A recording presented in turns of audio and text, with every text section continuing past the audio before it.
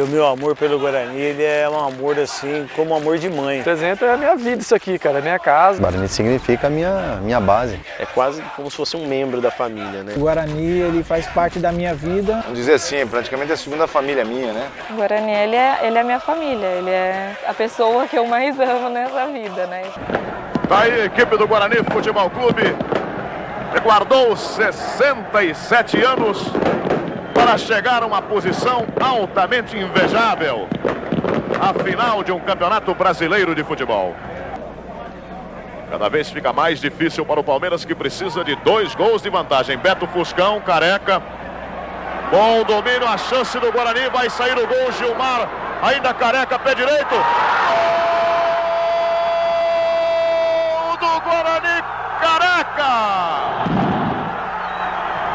Abre o caminho para a conquista do título inédito em Campinas de campeão brasileiro, Careca, numa jogada de Bozó.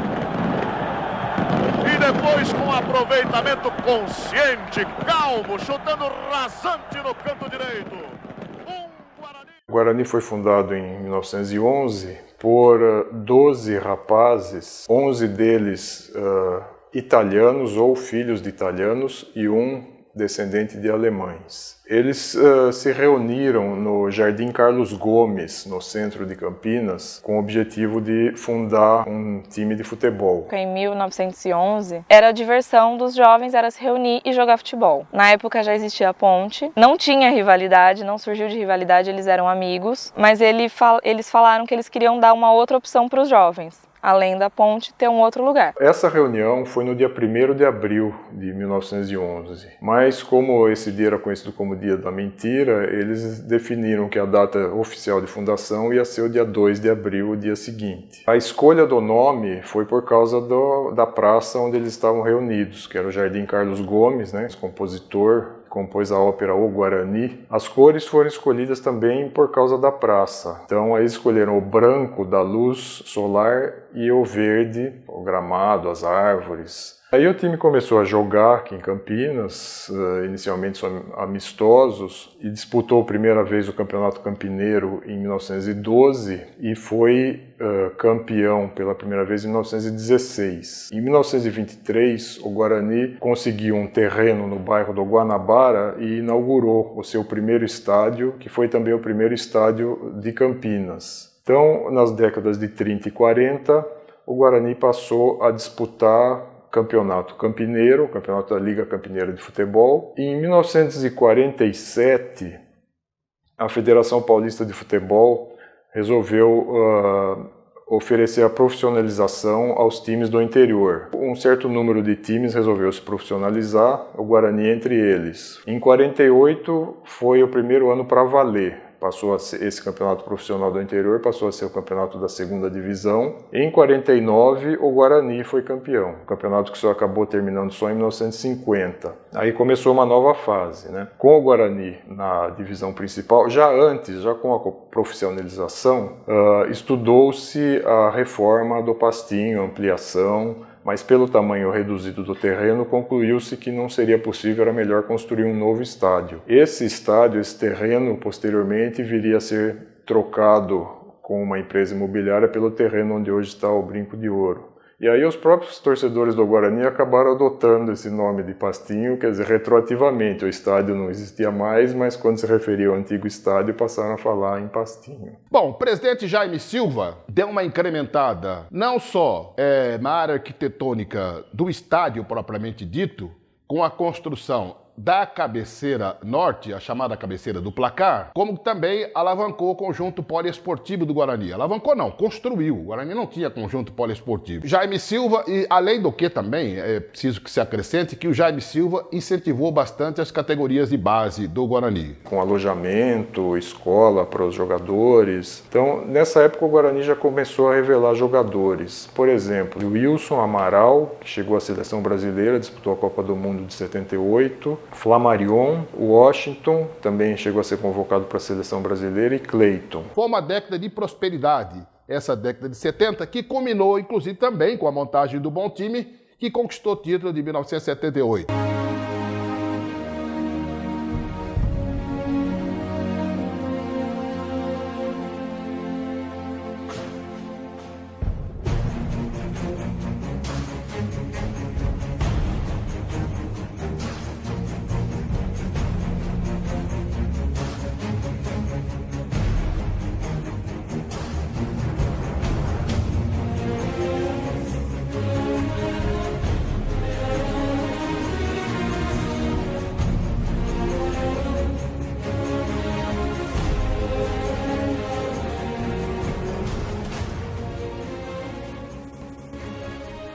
Na verdade, o time começou a montar em 78, né, na chegada do Carlos Alberto Silva. Também era um treinador, né, sem muita fama, sem muito conhecimento, estava vindo da Caldense. Começaram a formar, né, o time para 78, para disputar o Campeonato Brasileiro, onde começaram a pescar, né, jogadores de todo lado. E aí, em 78, com essa chegada do Carlos Alberto, tive a primeira oportunidade treinando, bem antes do campeonato começar, junto com alguns jogadores muito experientes, como o Zé Carlos, como o Neneca, Zenon, Renato, enfim. Foi uma formação de categoria de base com muito fundamento. Um dos segredos foi o Guarani buscar o Zé Carlos para atuar como volante, que deu uma alicerçada ali naquele meio de campo, ao lado do Zenon e do Renato. Era um meio de campo de muita força física, porque o Renato não só tinha facilidade para fazer uma transição muito rápida ao ataque, como também voltava, ajudava para recompor.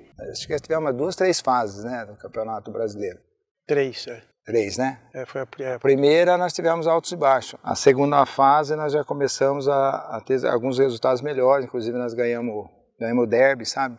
Aí, assim, a partir do derby nós ganhamos aqui 2-0, as coisas começaram a melhorar. Engano, acho que foi o 6º ou 7º jogo do campeonato, já do primeiro turno. Parava a semana, parava o mês, o pessoal não via a hora de chegar a essa partida. E aonde eu tive a minha estreia, né, no derby. E foi fantástico, né? Tive a oportunidade de fazer uma bela partida e fazer os 2 gols, né, dando a vitória ao Guarani. Então, realmente, para nós aqui, a rivalidade, o derby era muito forte. Até chegar nessa terceira fase, aquele jogo tão falado, que acho que todos nós jogadores falam lá no Beira-Rio contra o Internacional. Quando o Guarani chegou em Porto Alegre, foi praticamente ridicularizado, né, pela imprensa gaúcha. Eles falavam que um time do interior, e composto por um ataque com Capitão Careca e Bozó, jamais poderia fazer frente ao poderoso Inter, né, de Falcão, Caçapava, Batista, enfim,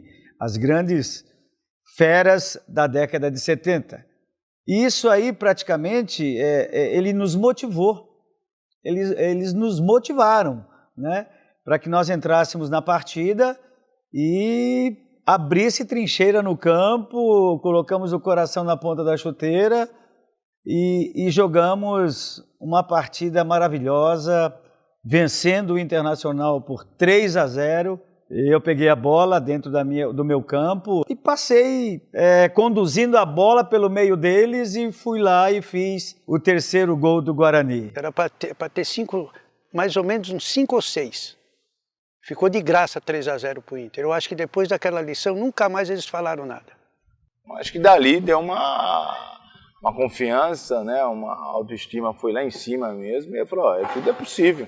Basta acreditar, aí não faltava, né? Não faltava realmente essa confiança no grupo. O grupo nosso era muito confiante e muito consciente do que podia fazer. Rolada a bola, cruzamento feito, Guarani, primeiro gol! Orlando, lançamento de Bozó pela esquerda, a bola penetra no gol do Vasco, aberta a contagem em Campinas. Quando aconteceu a semifinal e que eles vieram jogar aqui em Campinas, e nós acabamos vencendo por 2-0, eles falaram o seguinte, vocês venceram aqui, mas lá no Maracanã a história será diferente. E fomos para o Maracanã com muita confiança, porque já tínhamos passado por situações até mais complicadas, né, que foi o caso do Internacional, enfim, o Sport, que tinha um bom time também, e acabamos vencendo o Vasco, novamente, por 2-1, lá no Maracanã. Eu tive a felicidade também de estar inspirado nesse dia, fazendo os 2 gols. No primeiro gol do Guarani foi uma jogada que eu digo sempre, foi uma jogada de Barcelona. Nós demos praticamente 10 toques antes da bola chegar em mim, né, para eu fazer a execução da jogada. E eu executei com muita perfeição, fazendo o primeiro gol, abrindo o marcador. Depois fiz o segundo gol de falta. Autorizado, bateu! É o segundo do Guarani! 21 minutos da etapa complementar. Zenon, camisa 10, cobrando falta. E aí o Dirceu acabou fazendo o gol de honra do Vasco da Gama e a gente indo para a final contra o Palmeiras. Tá aí a equipe do Guarani Futebol Clube, Guardou 67 anos para chegar a uma posição altamente invejável. A final de um campeonato brasileiro de futebol. Fomos para o Morumbi com 100 mil torcedores dentro do Morumbi. E nós fizemos outra partida muito brilhante, até acontecer aquele lance, né, em que o Leão acabou agredindo o jogador Careca. Fui lá perturbar, falei, pô, põe essa bola em jogo, vamos jogar, não sei o quê. E eu virei e ele, tipo assim, falou, sai daí, moleque. Aí com o cotovelo, né, bateu na minha nuca e eu não cheguei nem a cair no chão, né? Fui pra frente, o Arnaldo já estava de frente, né? O árbitro acabou vendo o gesto, né, da agressão e deu o cartão, expulsou ele, né? Expulsou, deu o cartão vermelho, deu o pênalti. Aí o Escurinho foi, né? Saiu da linha, foi pro gol. Eu vou falar para vocês, eu tremi para bater a penalidade. Tanto é que eu pedi até pro Mauro bater o pênalti. Eu falei, Mauro, vai lá, solta lá uma pancada e estufa a rede. Ele falou, nem pensar. Esse caso é seu, não é meu. Mas aí eu fui lá, arrumei a bola e bati o pênalti e o Escurinho acabou não saindo nem na foto. Autorizado o Zenon, tocou, é o gol do Guarani! 31 minutos, 36 segundos. Acho que nós ganhamos do Palmeiras no Morumbi, aí nós tínhamos certeza que aqui a gente ia ser campeão brasileiro. E depois decidimos em casa e, novamente, 1-0, onde nos deu o título. Foi uma saída com o Neneca, né? O Neneca deu praticamente um chutão, praticamente ali em cima de mim. Nós tentamos ainda ali subir de cabeça. Aí essa bola sobrou pro Beto Fuscão dentro da área. Na indecisão dele, eu fui lá, dei uma cutucada ali com a perna esquerda. Bozó dominou, jogou ela pra dentro da área grande, bateu. Eu acreditava que essa bola ia sobrar e como sobrou, né? E ainda eu bati de perna direita também. Não é que eu peguei muito, né, melhor do que o Bozó, é que eu peguei bem no jeitinho ali, que foi no canto direito do Gilmar. Careca! Abre o caminho para a conquista do título inédito em Campinas de campeão brasileiro. Careca, 1 Guarani, Careca 0 Palmeiras, 36 Noroeste. O Alviverde de Campinas, campeão brasileiro. Final de partida. Eu acho difícil isso no futebol, tanto como de hoje, como de antigamente, criar o laço que nós criamos entre nós, sabe? O Guarani, embora tivesse, ele se desfez do Zé Carlos, do Zenon, do Renato, mas trouxe Jorge Mendonça, e o Guarani, embora tivesse perdido alguns jogadores, manteve um elenco relativo para continuar participando em boas condições das competições. Mas, com mudança de regulamento, o Guarani acabou indo para a chamada segunda divisão, rotulada de Taça de Prata na ocasião. Na Série B, né, que era a Taça de Prata na época, né, que nós conquistamos, temos a Estrela de Prata, né, também. E você tendo essa possibilidade de voltar à Série A, é claro que a Série B teve a sua importância, mas não como a Série A. Mas teve sim, teve os momentos importantes, alguns jogos interessantes. E chegou uma final contra a Napolina, disputando 2 partidas. Uma em Anápolis, no estádio Jonas Duarte, ganhou na ocasião de 4-2. Depois, em Campinas, o Guarani empatou esse jogo 1-1, né? Bastava, é claro, esse empate, como ele já havia conquistado a primeira vitória, bastava o empate lhe deu o título. Mas, olha, um título sem a empolgação desejada, né? Aí entrou desacreditado no Brasileiro de 86, mas aconteceu um fato curioso com algumas semelhanças em relação a 78. Em 78 tinha saído Amaral, que era o zagueiro, o ídolo do time. Em 86, o Guarani tinha o zagueiro Júlio César e ele saiu antes do Brasileiro também. E o time,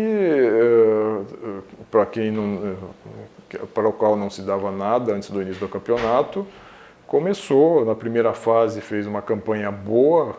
Eu vi ali praticamente a estreia do Guarani no Brasileiro de 86, foi contra o Cruzeiro. Eu saí do hospital para ir assistir essa estreia. Daí na segunda fase terminou em primeiro do grupo com larga margem sobre os demais e foi para os mata-matas. E nos mata-matas eliminou primeiro o Vasco. Depois eliminou Bahia, 2-2 na Bahia e 1-0 aqui. Eliminou o Atlético Mineiro, foi 0-0 lá e 2-1 aqui. João Paulo. Vai levando o João Paulo. Passou por Paulo Isidoro. Sai o Pereira, pode ser. Gol do Guarani, João Paulo. 32 minutos do segundo tempo. Um contra-ataque rapidíssimo pela esquerda com o João Paulo. Quando mais o Atlético forçava, o Guarani deu a resposta na hora certinha. Chegou na final contra o São Paulo. E que infelizmente, ou felizmente, cruzamos, né, num Campeonato Brasileiro, numa final, onde que o Guarani tinha a possibilidade, né, de sair com o título também, porque tinha um time espetacular. Poderia ser bicampeão também. Um campeonato muito equilibrado, tanto é que o primeiro jogo no Morumbi, 1-1, eles saíram na frente com o gol do Evair, eu fui empatei. E aí depois a final aqui no Brinco, que viemos também para jogar, que o futebol nosso era um futebol sempre alegre, sempre ofensivo, do Guarani era a mesma coisa. E um jogo emocionante nos 120 minutos. Nos 90 minutos foi 1-1. E na prorrogação saíram mais 4 gols, 2 para cada lado. Olha aí, o Guarani fica dependendo da descida de João Paulo. Tentaram segurar, levou João Paulo, bateu o gol! Gol do Guarani! João Paulo! Perdeu nos pênaltis. Era aquele time que tinha Evair e João Paulo, né? Evair acabou sendo o vice-artilheiro do campeonato. Depois daquela final, a gente achava, bom, esse time vai na Libertadores, vai nadar de braçada, no Campeonato Paulista vai nadar de braçada, mas novamente, não sei porquê, o time decaiu bastante na sequência. Aí veio o Brasileiro de 87, que teve toda aquela confusão de Clube dos 13, resolveu deixar o Guarani de fora, mas aí não podia, aí teve 2 módulos, tal. No fim, o Guarani foi vice-campeão. O Divaldi! Saiu um exocete na cabeçada de Marco Antônio! Aí, no final de 87, houve eleições no Guarani. E o Bettuzini foi eleito com um discurso mais ou menos assim: o Guarani não é tão grande quanto poderia ser. Aí começou bem, foi vice-campeão paulista de 88. E em 88 nós tivemos a oportunidade de empatar no Morumbi. Esse gol foi assim, a bola saiu, foi no Morumbi, tinha mais de 100 mil pessoas, e aí o Cid escorrega, a bola vai pro Careca, mas era o Careca Bianchese, ele vai, e aí ele cruza a bola meio que errado, né? A bola vem caindo, então eu tenho que me ajeitar todo para que eu pudesse fazer o gol de bicicleta, né? Esse foi o gol mais importante.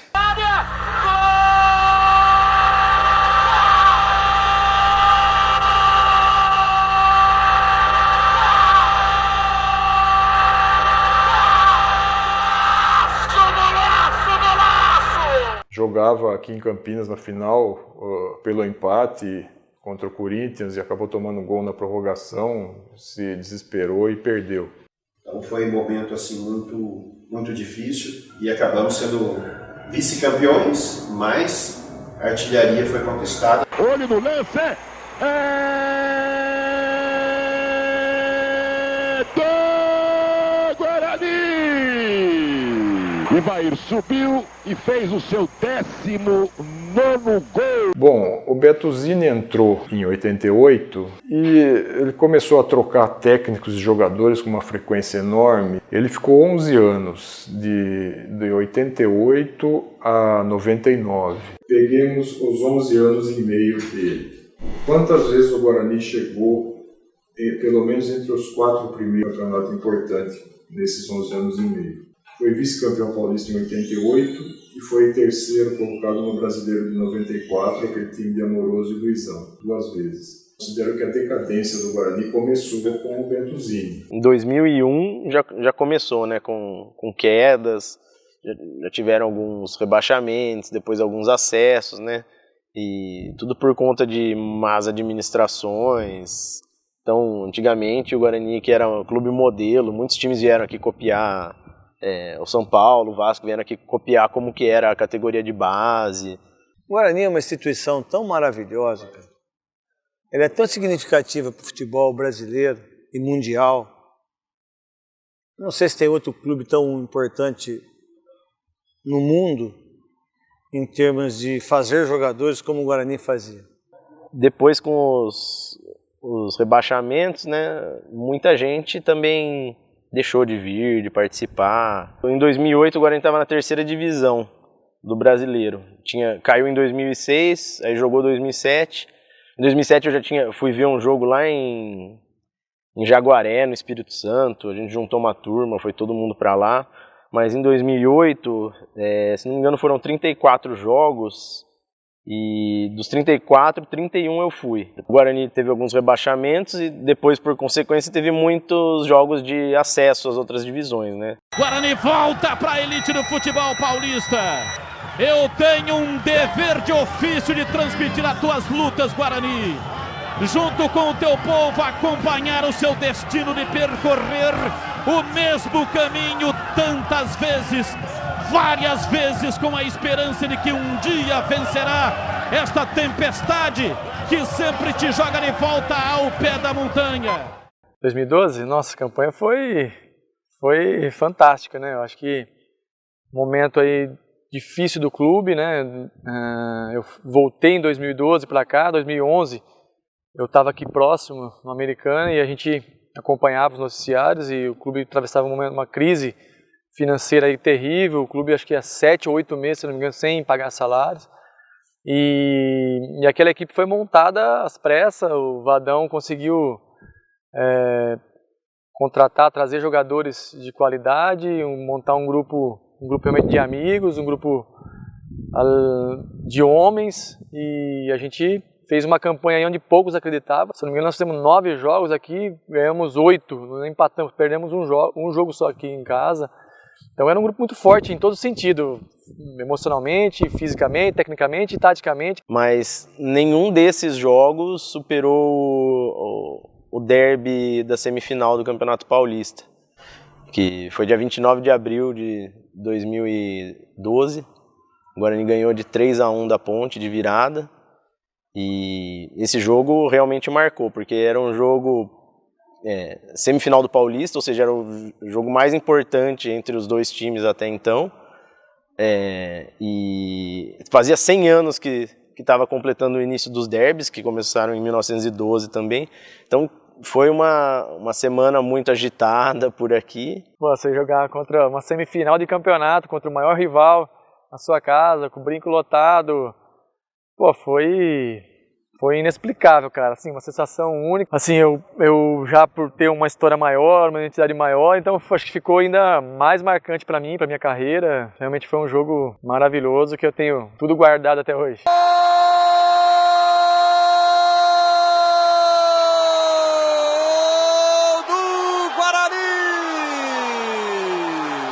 O Guarani praticamente sela a sua classificação para a final.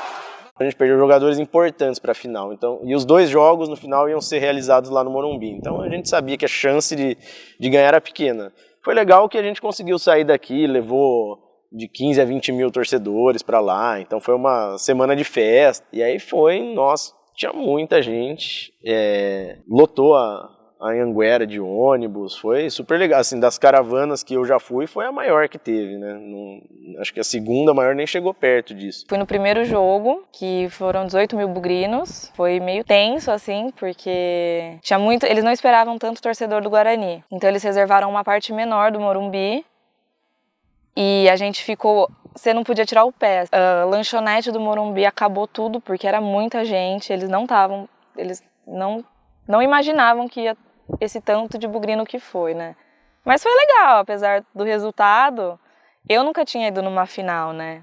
Então foi a minha primeira final, assim. Então pra mim foi muito marcante.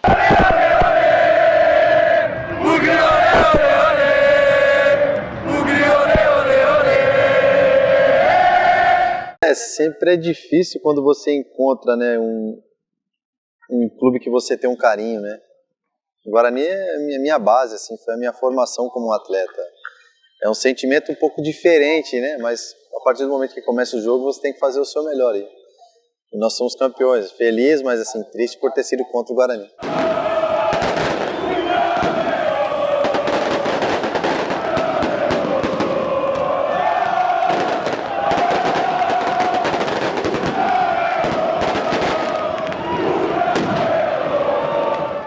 ele acabou, depois de ser vice-campeão paulista, isso foi uma cortina de fumaça, acharam que estava tudo bem, que o Mengoni era um ótimo presidente, mas não estava.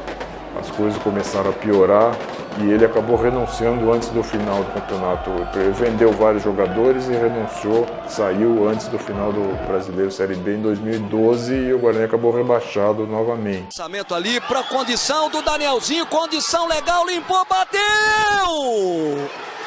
Gol! É de Danielzinho, é do São Caetano! Foram anos depois desse campeonato, desse vice-campeonato, foram anos difíceis, né? A gente sofreu muito, a Série C, depois teve um rebaixamento, né? Caiu depois para 2, então foram anos difíceis, muito difíceis. Não, na verdade eu acompanhei, inclusive, toda essa fase aí, onde teve esse rebaixamento da Série C. E teve muita gente batendo no peito que era bugrino e só fez caca, só trouxe porcaria, com todo o respeito. Muitos erros, não só fora do campo, mas principalmente dentro do campo. Infelizmente trazendo alguns jogadores que não tinham 10% de qualidade para jogar no Guarani, pela história que tinha.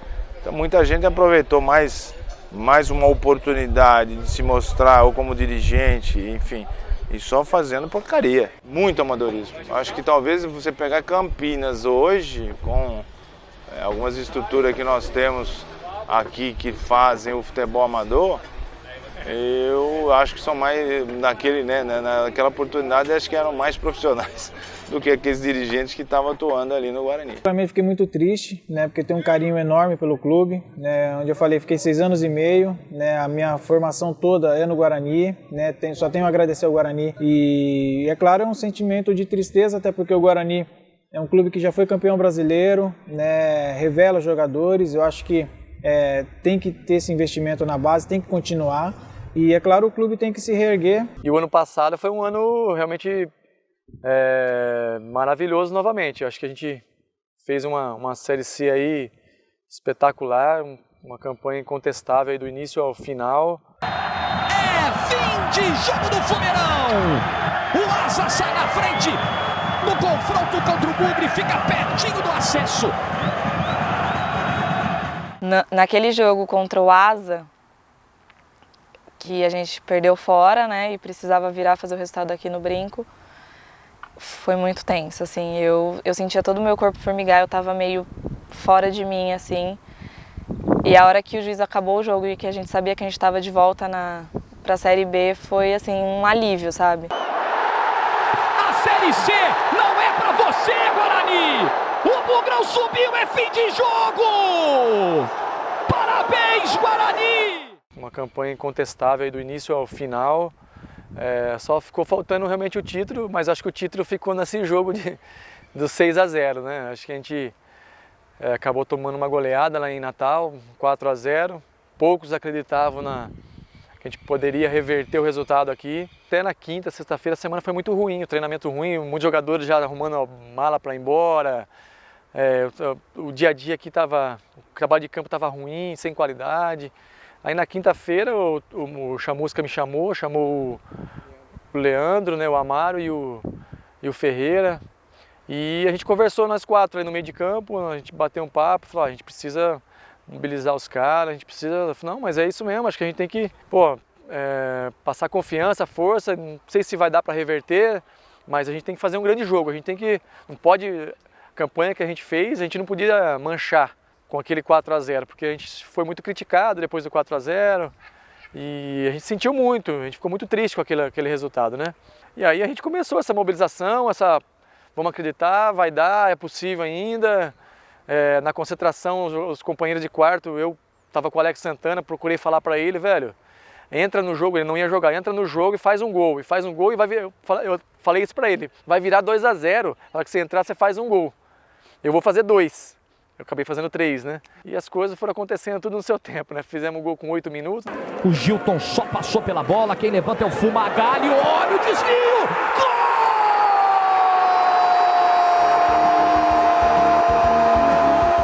Depois com 20, depois expulsão, virou 2-0, então as coisas aconteceram tudo como a gente a gente pensava, a gente imaginava, foi até melhor, né? Que a gente conseguiu fazer 6-0 e entrar para a história do futebol.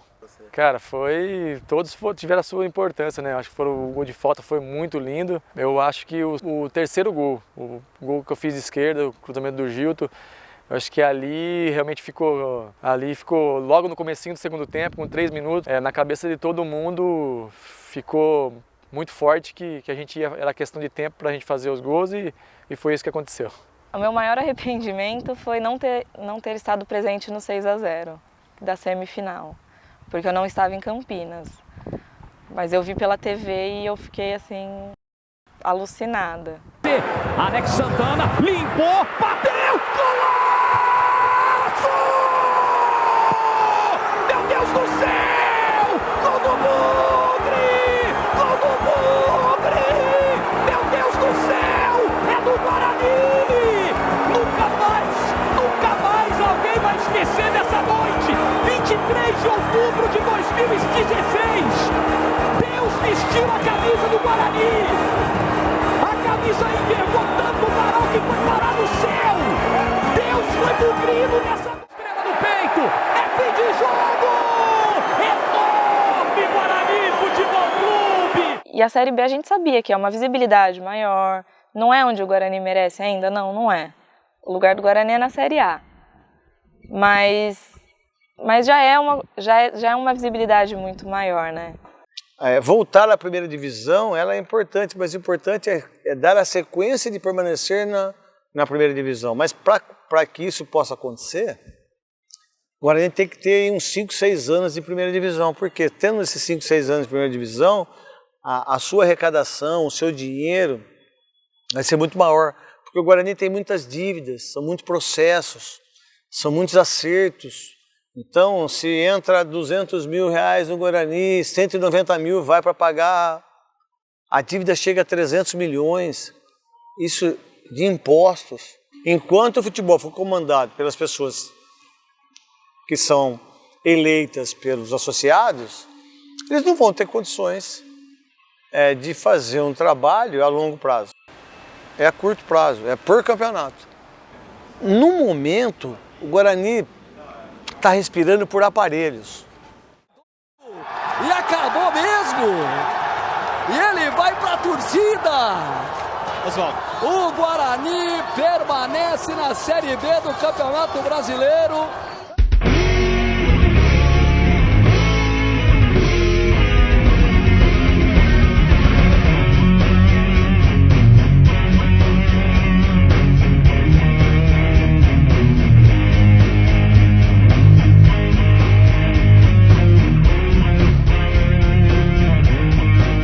O Guarani é o único time campeão brasileiro, é o único time campeão na Taça de Prata no interior. Se eu não estiver errado, acho que são 6 vice-campeonatos paulistas. Fora todos os jogadores que ele revelou, fora a oportunidade que ele deu para tanta gente. Eu, quando criança, nós que éramos do departamento amador, a gente não podia ir na piscina. Eu podia. Eu falei, eu podia fazer tudo no Guarani. Ficar ali dentro isso me traz recordações maravilhosas. E o meu amor pelo Guarani, ele é um amor assim, como um amor de mãe, sabe?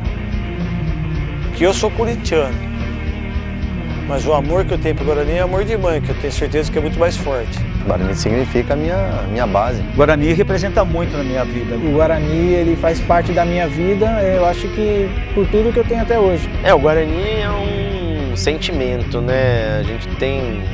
É quase como se fosse um membro da família, né? Aqui o estádio é praticamente a segunda, quase primeira casa. Eu falo isso nas minhas entrevistas. Eu não nasci bugrino, mas eu vou morrer bugrino e, cara, representa a minha vida isso aqui, cara. É minha casa, eu tô aqui já... É a 8ª temporada. Todo mundo me fala, e se o Guarani deixar de existir? O Guarani nunca vai deixar de existir. Enquanto o Guarani tiver os torcedores que tem, o Guarani não vai deixar de existir. Então é isso, o Guarani ele é a minha família.